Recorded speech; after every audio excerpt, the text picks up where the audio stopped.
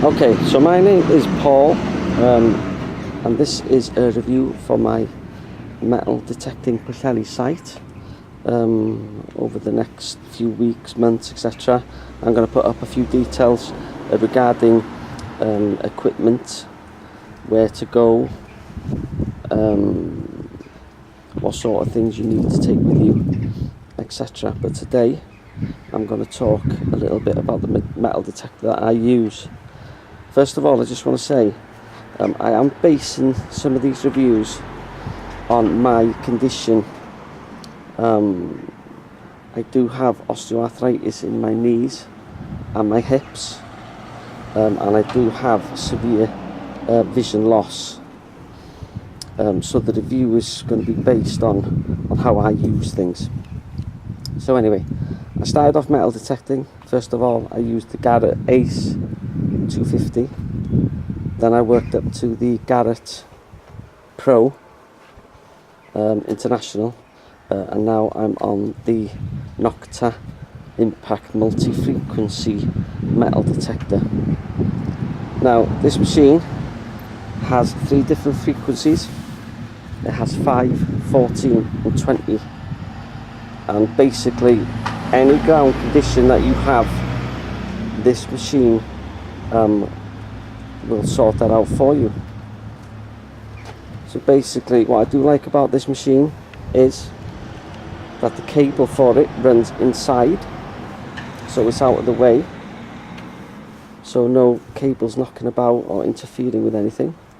And here at the end is the 11 by 7 inch coil, double D coil.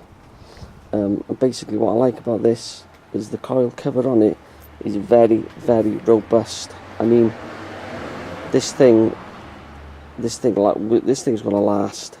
It's been bashed about and all sorts. As we know, a lot of these coil covers are quite flimsy, but not on this Nokta Impact. It is very, very sturdy.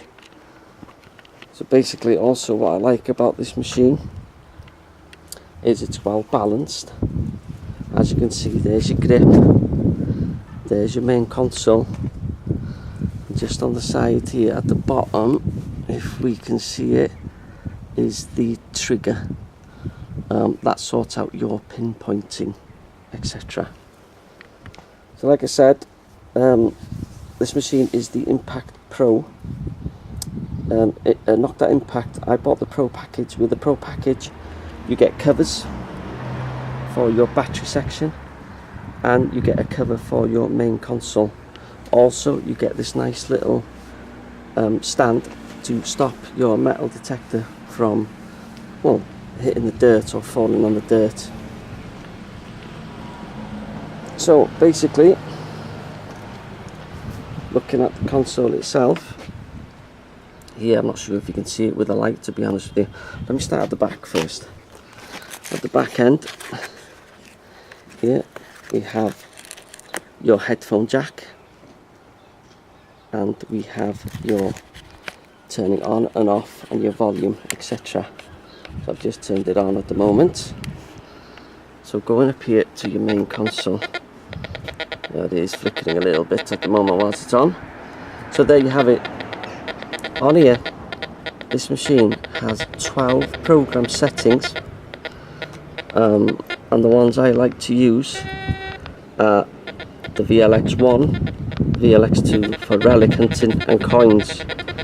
A lot of people do like to use the DI13 mode for trashy areas, and one of the other modes that I also like to use is the COG mode for conductive grounds such as wet sand. To be honest with you, I've done a few hunts with this now on wet sand, and it is awesome. It does make a lot of noise, but when you hit metal, the machine does let you know about it.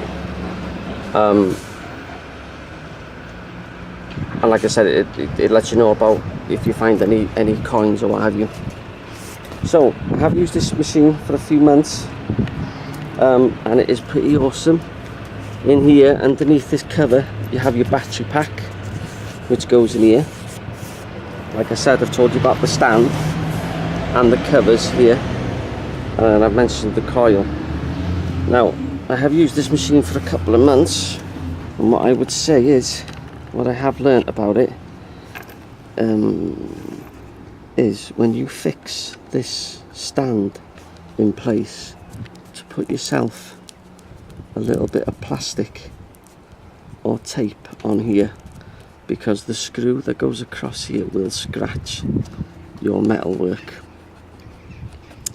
Yeah, and that's one of the tips basically that I've picked up. Also, another tip that I've picked up today is, although this back cover on here does protect it, it won't protect it fully from rain egress, as you can see from the top here. And when this flap is open, obviously you can get water coming in through there. So basically what I found out today is, especially if you have to use a dongle or wireless headphones, let me just put this down for a second.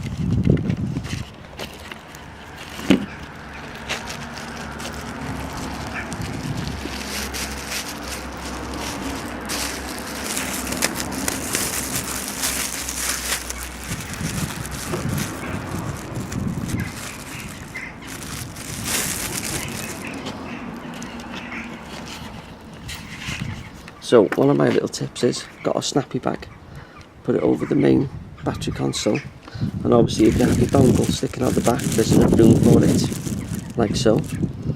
And just pull the snappy bag over the main tripod section, and it holds in place. And that then is a bit more protection against the elements. Yeah. So, also, this is your hand grip. It is adjustable.